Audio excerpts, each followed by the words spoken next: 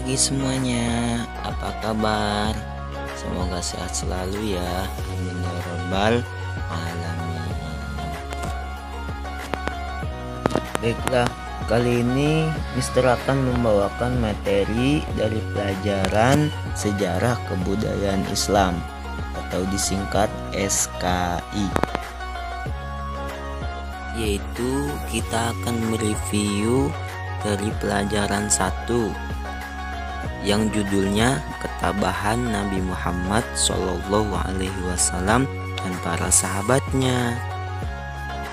Di situ dilihat di halaman 3 yang A, Ketabahan Nabi Muhammad SAW, dan juga Mister akan menerangkan materi yang kedua, yaitu yang B, Ketabahan para sahabat Nabi Muhammad SAW dalam berdakwah. Oke, alangkah baiknya sebelum kita memulai materi, marilah kita membaca basmalah terlebih dahulu ya, agar ilmu yang kita pelajari semuanya bermanfaat di dunia maupun di akhirat. Nabda bil basmalah. Bismillahirrahmanirrahim. Baiklah, sekarang dibuka bukunya halaman 3. Kita lihat di situ yang A, Ketabahan Nabi Muhammad SAW dalam berdakwah. Dakwah. Apa sih dakwah itu? Dakwah itu berasal dari kata bahasa Arab yang artinya ajakan, bahwa dakwah yang dilakukan oleh Nabi Muhammad SAW adalah ajakan untuk memeluk, mempelajari, dan mengamalkan ajaran agama Islam. Nah, kapan sih Nabi Muhammad itu ketika berdakwah? Nabi Muhammad mulai berdakwah setelah diangkat menjadi Rasul, yaitu dengan diperkenalkan wahyu pertama dengan perantara malaikat Jibril ketika beliau bertafakul di Gua Hira. Adapun dakwah yang disampaikan oleh Nabi Muhammad SAW kepada kaum kafir Quraisy antara lain sebagai berikut. Yang pertama, manusia di hadapan Allah Subhanahu wa Ta'ala sama tanpa memandang kulit, kedudukan, kekayaan maupun keturunan.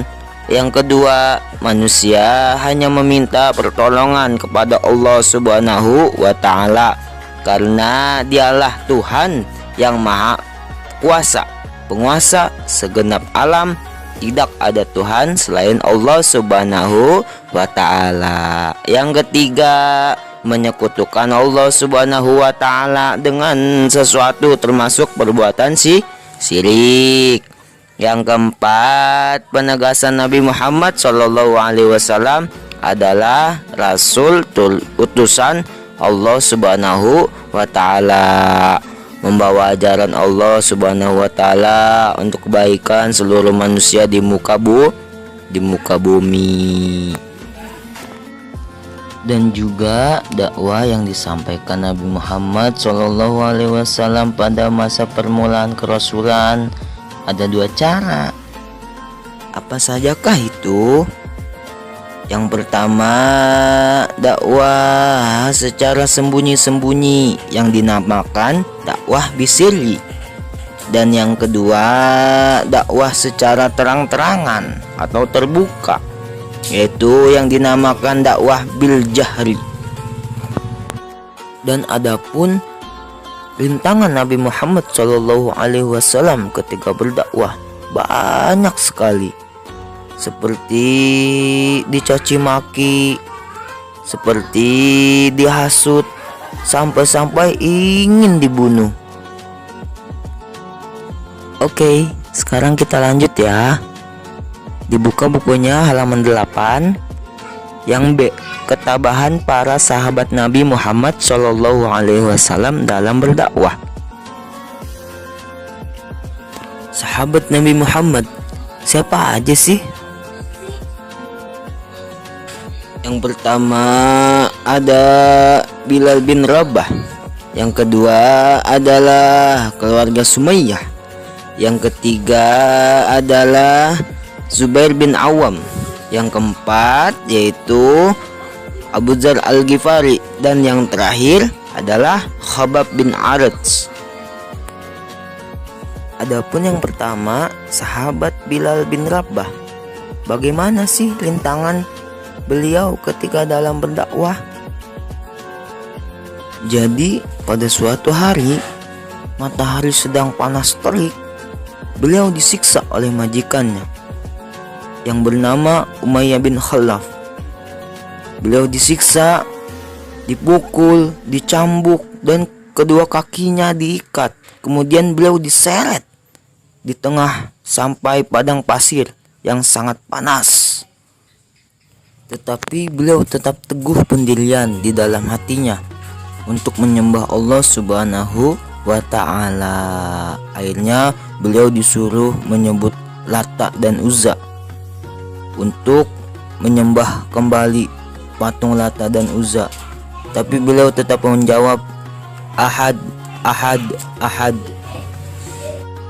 yaitu yang maksudnya adalah tetap beriman kepada Tuhan yang satu, yaitu hanya Allah Subhanahu wa ta'ala.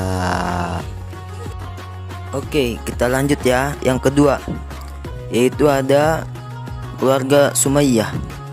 Bagaimana rintangan yang beliau dapatkan ketika berdakwah? Yaitu beliau disiksa. Bagaimana disiksanya? Sampai-sampai badannya pernah diberi baju yang terbuat dari besi yang panas, dan juga sampai disalib di atas pasir dan ditindih dengan batu yang besar, dan juga sampai ditenggelamkan ke dalam air sampai sesak napas dan kulitnya mengelupas sampai luka.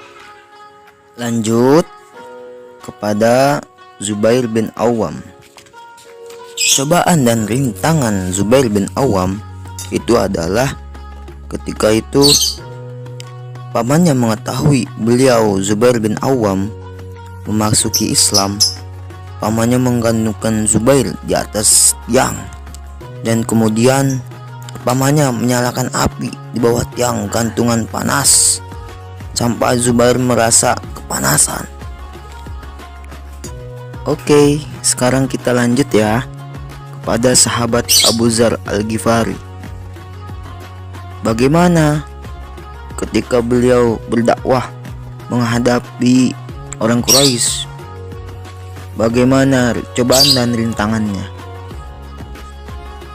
Jadi pada saat itu kaum kafir Quraisy mengepung Abu Dzar Al-Ghifari sambil memukulinya hingga beliau terjatuh. Tetapi beliau tetap sabar. Seandainya paman Nabi Muhammad SAW tidak lewat ke tempat itu, maka Abu Dzar Al-Ghifari tetap dipukuli terus sampai bertubi-tubi. Oke, kita lanjut lagi ya. Yang terakhir yaitu adalah sahabat Khabbab bin Arats. Bagaimana sih cobaan dan rintangan sahabat Khabbab bin Arats? Khabbab bin Arats ini dikeroyok oleh kaum orang-orang musyrik dan juga kaum kafir Quraisy sampai Khabbab mendapati tubuhnya yang bengkak-bengkak, tulangnya remuk, dan juga sampai darah membasahi bajunya akibat siksaan tersebut. Nah, seperti itulah cerita cobaan dan rintangan Nabi Muhammad SAW dan juga para sahabatnya. Adapun keteladanan yang patut kita contoh dalam cerita tersebut adalah yang pertama, satu, tetap sabar meskipun diberi ujian atau cobaan yang berat. Yang kedua, pantang menyerah demi meraih kesuksesan. Dan yang ketiga, tidak putus asa dan selalu optimis atas menghadapi kesulitan. Yang keempat, memberi maaf dan tidak dendam kepada orang yang telah menyakiti kita. Alhamdulillah, selesai sudah materi yang Mister sampaikan.